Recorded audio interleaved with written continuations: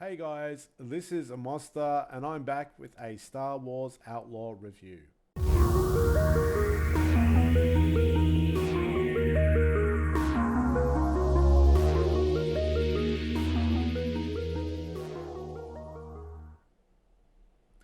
Welcome back, ladies and gents. Boy, has this game polarized the internet. There's been so much hate piled on Star Wars Outlaw, it's unbelievable.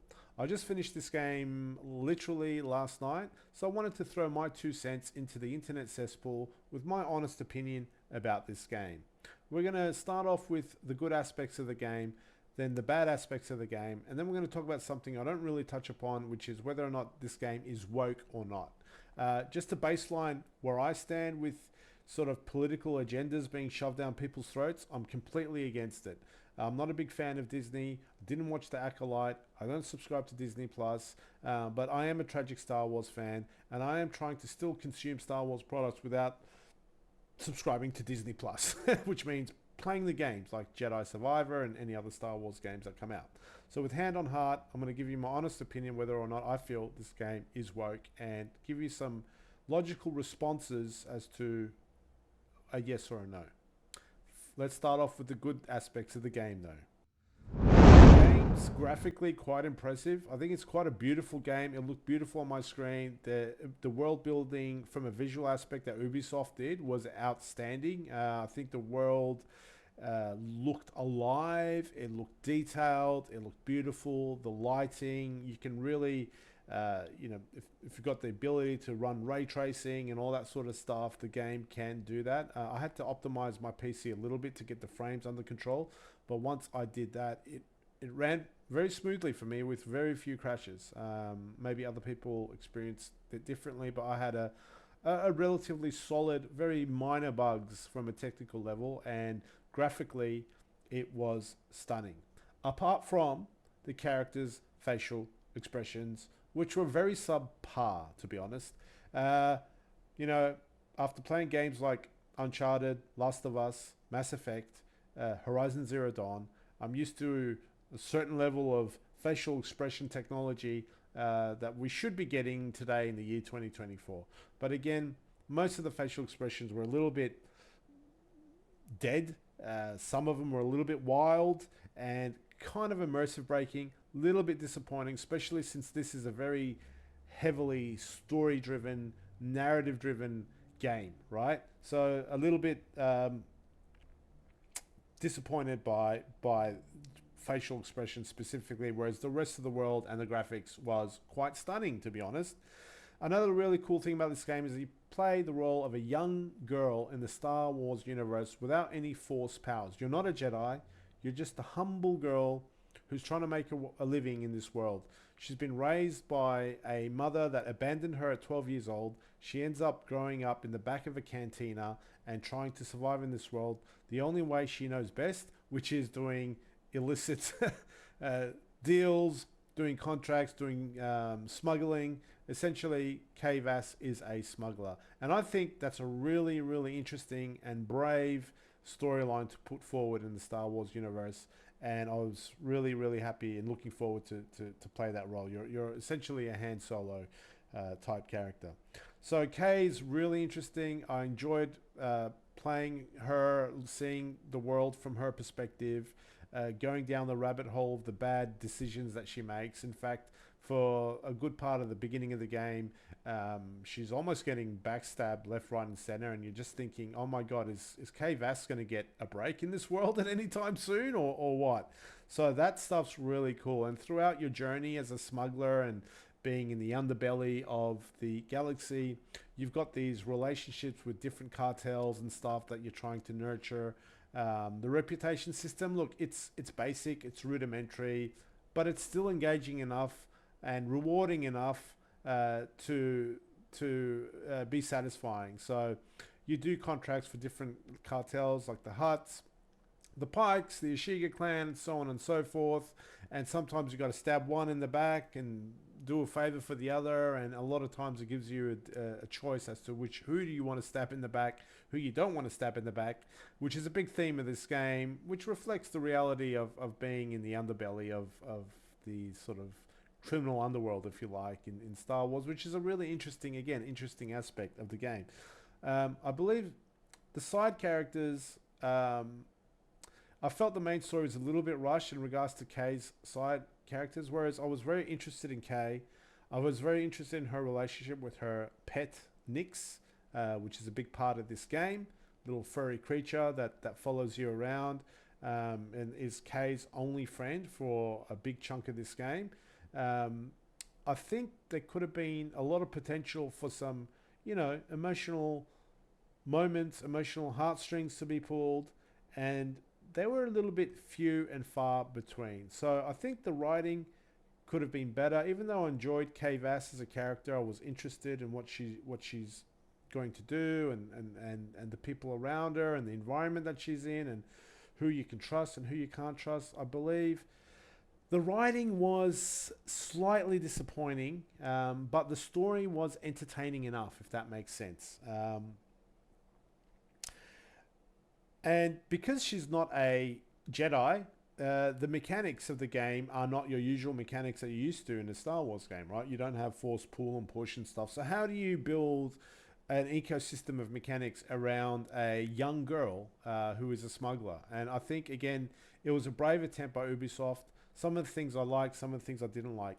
When it comes to this game's mainly a stealth / FPS game.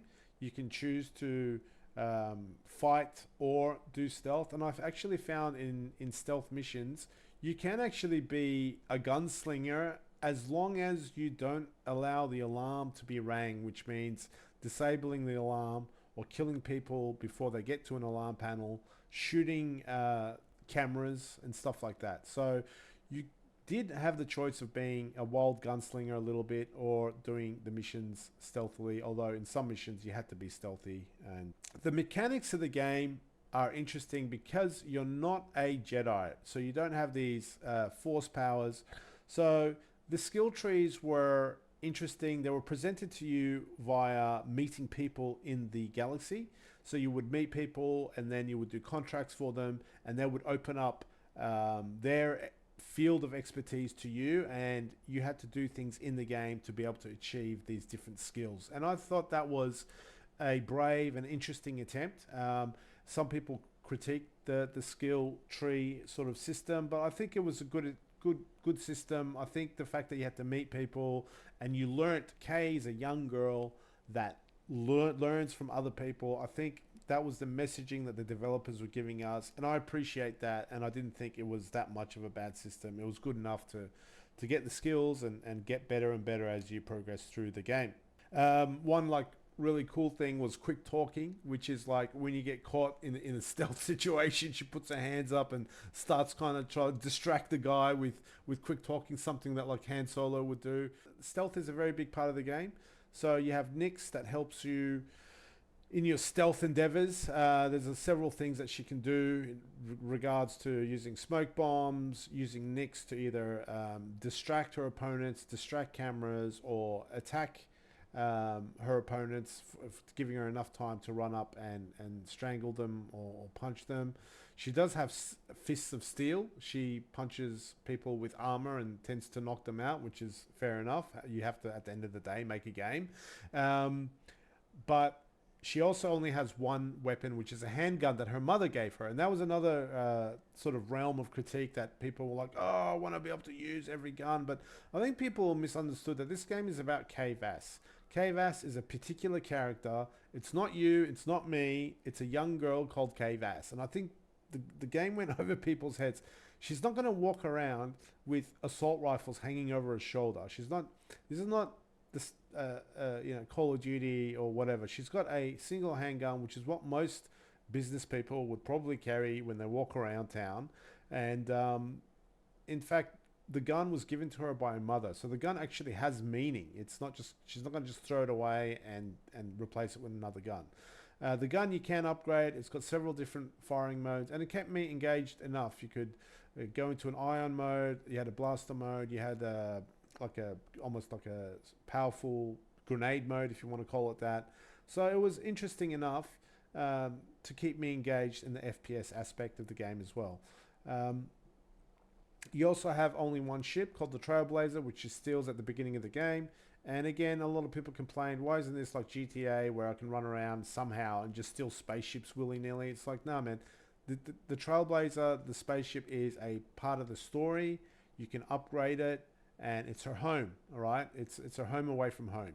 And she's on the run, so, and she's not going to be running around stealing ships, because again, that's not how real life works. I think we all played too much GTA, and we think that every game should be this sort of slapstick comedy. You know, she goes around and punches people and pulls them out of the spaceship somehow. I don't know. She's not a pirate. She's a smuggler, right? So she steals this ship. It's a core part of the game. It's a cool ship. It kind of grew on me, actually. I love the living quarters. The interior was quite nice, and yeah, it was cool. So you have this one ship you can upgrade. You can get the skins. You can add components and weapons to it. So that was cool as well. Another positive side of the game for me was the Sabak card game that's in it. It's kind of like poker. I think it's a game that Han Solo's plays, and you can. It's really fun. It was really engaging. I loved it. Some people might not like the card game, but I really loved it. There's two other arcade games which I really enjoyed. Very simple arcade games, but I really enjoyed and was determined to get the high score. And in fact, I failed to get the high score in either of them. And there's gambling on horses as well. So it all ties into the backstory of her being a smuggler in the gambling dens in the casinos of the galaxy, which is really, really cool. You have a reputation system with the gangs as well, as I've already mentioned, which is, again, it's quite basic and rudimentary, but again, it's engaging enough to keep you entertained, and it's rewarding enough. You get different skins, you get different armor, and you get some sets that really buff K as well. So there's some meaningful rewards with maxing out your reputation with these factions. Again, yeah, this game, the more I think about it, is none of these mechanics stand out. None of these. It's not the best shooter. It's not the best stealth game. It's not the best reputation system, but all of it is good enough as a package to keep me interested in KVAS, in the Star Wars universe, with its beautiful presentation of the world, to keep me engaged and keep me going. It's like a game that's greater than the sum of all of its parts. Now, the bad side of the game is the AI is pretty bad, guys, and it's quite disappointing. The animals and the AI, the animals are almost deadbeat cardboard AI that are just milling around in the wild. You can like crash into them with your speeder and nothing happens, and a little bit disappointing from that perspective. The AI, the humanoid AI, is also quite dumb and silly. They don't react as you would want them to.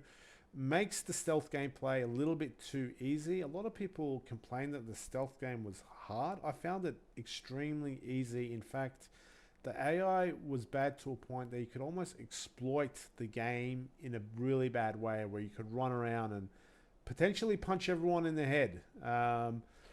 So yeah, the AI, that's a big negative part of the game. There was also, being an open world game, this was touted as a massive open world game. I was looking forward to exploring different parts of the galaxy and different stories unfolding. Look, it does have side quests, but it didn't have the side content of the quality that I thought it would have, because a lot of times you go to these points of interest on the map and they visually look stunning. It might be like a ship that's crashed, or some weird looking hidden hideaway, or a mine site, or a cave, or whatever it is, and you approach this with like some degree of excitement, thinking, what story is going to unfold here, like you do in Skyrim and Fallout. Like, what's the story here? Who lives here? What are they doing? Yada yada yada. And you're continuously disappointed. 90% of the poise are just empty spaces with maybe one or two animals or one or two dudes, and before you know it, you're looting the treasure chest that's at the poi, which is why you go there in the first place, and there's nothing there, literally. Outside of the main quest and some side quests, the world is dead. It's visually alive, content-wise, it's a bit dead. And I was very disappointed with that, actually. Um, the hacking mechanic is pathetic, right? Considering that she's a rogue, hacking and picking locks are two major mechanics and two skills that you work on. And the hacking is completely broken. You can literally button mash your way to unlock any lock without any penalty if you fail. You can close your eyes and button mash your way to victory, which I think is very lazy on Ubisoft's part. I don't understand how something so sloppy could get through the Q&A. I don't know how people could look at that hacking mechanic and go, yep, let's put that in the game. Like, I just don't understand it. The lock picking was a lot better. It was new, it was fresh. It had to do with audio cues. It was like Guitar Hero. You had to time your button presses at a certain time. It was really good. But yet the hacking, complete trash. I don't get it. I just don't get it. The law system, complete trash. So you do some nefarious things, shoot some Imperials when you don't need to shoot them. You'd get a crime stat. And then in response to you being a criminal, you would get death troopers spawning 2 kilometers away from you. I don't know why they would spawn 2 kilometers away from you. And for you to clear your crime stat, which was nothing more than an audio cue that was just on repeat in your ear, some guy saying that, alert, alert, we have a criminal. She's here, she's there, just continuously repeating. If you didn't go your 2 kilometers to the death troopers and kill them, you just continuously hear this thing in your ear and it would drive you mad. So I got agitated enough to go to these death troopers, kill them, clear my crime stat. Death troopers weren't coming after you. What should be happening is they should be coming after you, and then you have an opportunity to have a hard battle and overcome great odds to clear your crime stat. And that doesn't happen. For some reason, they did this weird spawning. You have to go to them to clear your crime stat, and it just made no sense. Another disappointing part about this game is the space. Very much like Starfield. Space looks absolutely beautiful. Your ship looks beautiful. The audio in this game is amazing. The audio is amazing. You go into space, you're seeing these beautiful vistas, and then you quickly realize that the vistas are very limited. They're filled with either asteroid fields or like broken ships, and that's literally it. I think they could have done a lot more with the space side of things. The combat is arcade-like combat. That's fine. I don't expect a simulated thing, but I think they could have done a lot more with space. I implore you developers, Bethesda, Ubisoft, when you have a space game, give as much love to the space side of things as you do to the planet side of things. That would have been so much better. The story is solid. There's a twist at the end, which is interesting enough. It keeps you going. I was invested in Kay, in her relationship with her mother. I wish there was a little bit more emotional, dramatic moments between her and Nyx, who is her pet and best friend. I was fearing that Nyx might die or something like that, but nothing really ever happens that pulls your emotional heartstrings between you and Nyx. There is some touching moments when you're eating street food, which is amazing. This game gives you insight to Star Wars street food, which is really cool. But the story was solid with a twist. But then there's this weak point, spoiler alert, there's this weak point at the end about the codex, which is something that something that's very valuable that people tend to forget that you have it. Anyway, the codex part was really lame at the end, and I was a little bit disappointed with the writing there. But look, the story was good enough. So this game was riding on a very solid 7 out of 10 for me throughout most of the game, until I was impressed with the graphics. I was immersed in the world. I was in love with the character. I enjoyed so much zooming around on the speeder. I even enjoyed the arcade mode space combat with the audio and stuff. It was really, really satisfying. But then when I realized that the world is actually rather empty, It's rather lifeless from a content point of view. There's not much going on outside of the main quest and some side quests.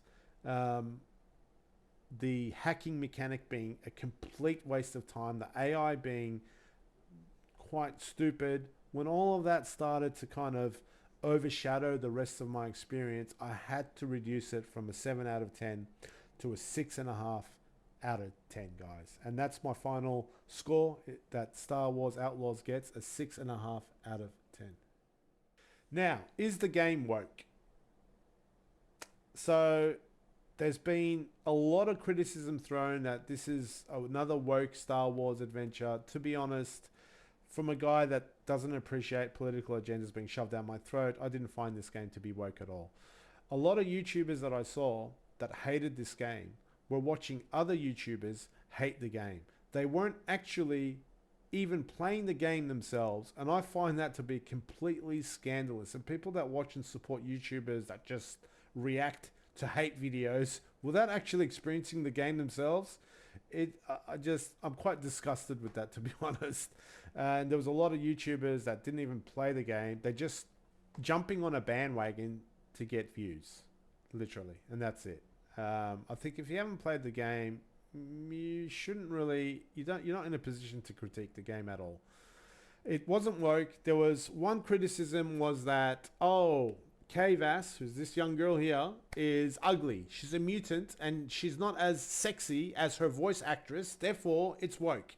So there's a new rule, guys, that if there's a female character in any game and she's not as sexy as her voice actress, it's woke. It's political. It's an agenda being shoved down your throat. If the voice actress is pretty, mind you, if the voice actress is not pretty, then no, we don't want her to be an exact copy of the voice actress, right? It's only when the voice actress is sexy should the character be as sexy as the voice actress. You know, men don't have to comply with this stuff, right? Like, if there's a man in a game, he doesn't have to be an exact carbon copy of the voice actor. No, of course not. The man will have his muscles and all that stuff. But with a woman, she has to be as sexy as the voice actress, as long as the voice actress is, hotter than average, right? I'm sure if the voice actress was average looking, we wouldn't want to say, can you downgrade the beauty of this woman to match the voice actress? So no, we don't want it two ways. We just want it one way. This was one of the most disgusting. And I saw YouTubers that have children who are fathers who took this stance, and I am disgusted as a human being, as a male, and as a gamer that people took this stance. Like these slime bags that live in basements. I want to see who they go out with, because they ended up calling her a mutant. They called Kay Vass a mutant, an ugly fugly or whatever, and that she was politicized. She was made ugly. She's not even ugly. I would challenge, I want to see the photos of any of you YouTubers that critiqued her being ugly. I want to see who you go out with, please. Please show me a picture of your girlfriend. Please. Because if Kay Vass was brought to life with her athletic body, with her tan skin, beautiful big brown eyes, and approached any of these basement dwelling YouTubers, their whole life would change. They would be like running home to their mummies going, oh my God, this girl's interested in me. I'm going to kiss her ass as much as I can to get in bed with her. The hypocrisy was just disgusting, guys. When a developer or a writer makes a game, they have a view of what that person looks like. And in fact, a computer, the medium of computers allows you to make whatever you want. You're not going to just copy the voice actress or the voice actor. That's not what this medium of computer games allows you to do. It allows you to make whatever you want. And I think Kay Vass is a perfect personification of a beautiful girl who's had a hard life, right? And I don't view her as a mutant. And again, if a girl like this stepped into my life and I was single, I would be more than happy to whatever, go out on a date with her or whatever. These basement dwellers, man, they wouldn't even know what to do with a woman half the time. Another sort of woke attack, this game is woke, is there's a lot of women in the game. I would say there's about 50-50. I don't know if that's a lot of women, but it's not as if the women were all good and the men were all bad or anything like that. Your crew is made up of men and women, male and female. I didn't at all get any like all the women are good. They're all, there's no LGBT stuff sort of happening. There's none of that stuff's in the game. I don't understand why people are spewing because there's just like women, not even 80% women or 70%. It's like a 50-50 type scenario. So I really couldn't understand. Again, people just reaching at straws to get clicks on videos on so I didn't really get it. Anyway, it's not woke, guys. I didn't get the feeling that it was woke. I'm trying to think of other reasons why people thought this game was woke. Oh, that's right. One guy even said, she's a skinny girl. How can she climb? Like, women can't climb. Like, how are computer game developers meant to make any game with a woman? Is she meant to be completely disabled? Is that what your expectation is? Like, she's got to, like, be tripping over herself. She can't climb up a wall. I went to a gym last week. There was women climbing up those rock things like Spider-Man. She can't. She's not allowed. Like, is that your reasoning? Is that where we've come to with this anti-woke, knee-jerk bullshit? Like, if you want to have a point of view, don't devalue your point of view by being an extremist in your thought and having knee-jerk reactions. Like, keep your arguments solid, factual, and based in truth. Of course, if we're gonna, like, Lara Croft, she should not be able to climb. That was literally one person's thing, that she's climbing too well for a woman or something like that. It's just ridiculous, guys. Game is not woke. Play the game and you'll see that it's not. Anyway, I'm done with that. It's not even worth my time to even argue that. So yeah, guys, 6.5 out of 10. Hope you enjoyed my review. Bye for now.